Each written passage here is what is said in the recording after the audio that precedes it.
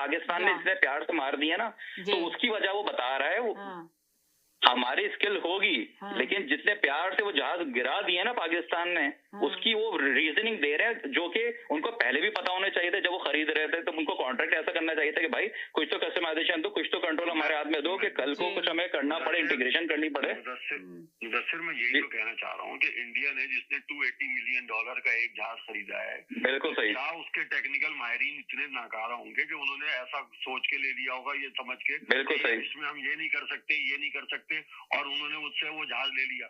जब भी आप कोई चीज खरीदते हैं, छोटी सी चीज भी खरीदने जाते हैं, तो उसकी पूरी सलाहियतों के हिसाब से लेते हैं ना। वो ये तो नहीं कहेगा ना कि ऊपर वाला हिस्सा ठंडा होता है, नीचे वाला हिस्सा नहीं होगा, या फला चीज होगी या फला चीज नहीं होगी। तो जो उसकी टेक्नोलॉजी, जो भी उसकी फीचर्स होते हैं, वो पूरे बता के बेची जाती है कि इसके अंदर ये फीचर हैं।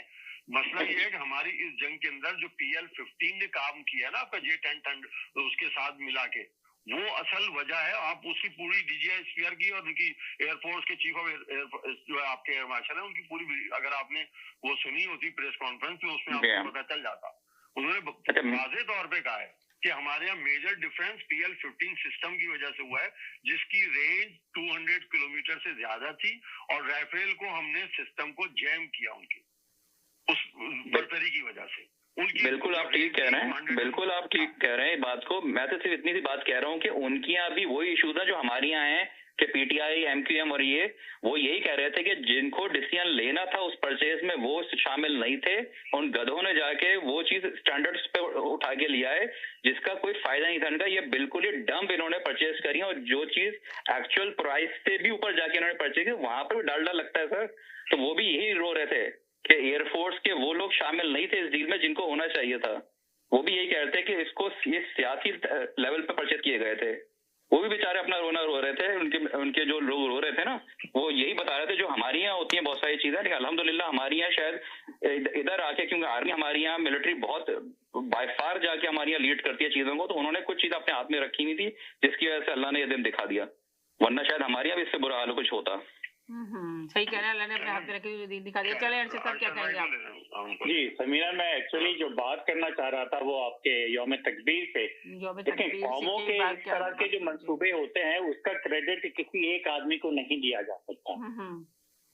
इसमें तो ऐसे ऐसे नाम होंगे जो कि हमें पता ही नहीं चलेंगे, जिन्होंने कंट्रीब्यूशन की होगी इस पूरी जद्दोजहद में, जो कि जब स्टार्ट जुल्फकार अली भुट्टो ने किया, और फिर वो ज़ियाउल हक से, गुलाम इसाक खान से, बात आप सही कह रहे हैं कि बहुत सारे लोगों ने किया होगा जिनका हमें पता भी नहीं होगा। राइट, ये तो किसी एक आदमी को ना उसका क्रेडिट दिया जा सकता है, ना उससे क्रेडिट लिया जा सकता है। अब आ जाए डॉक्टर अब्दुल कदीर खान साहब जो है, अगर आपको याद हो तो जो प्रोलिफरेशन का जो मसला था कि आप एटमी टेक्नोलॉजी को दूसरे मुल्कों को दे रहे हैं, जब 9/11 हुआ उसके बाद this becomes a lot bigger problem कि भाई आप अपनी टेक्नोलॉजी जो है वो ट्रांसफर कर सकते हैं, एटमी टेक्नोलॉजी किसी दूसरे मुल्क को। और पाकिस्तान के केस में ये इल्जाम जो लगा था कि हम जो है ईरान को दे रहे हैं, या हम जो है फिर कोरिया को दे रहे हैं, ये इल्जाम हमारे ऊपर लगा।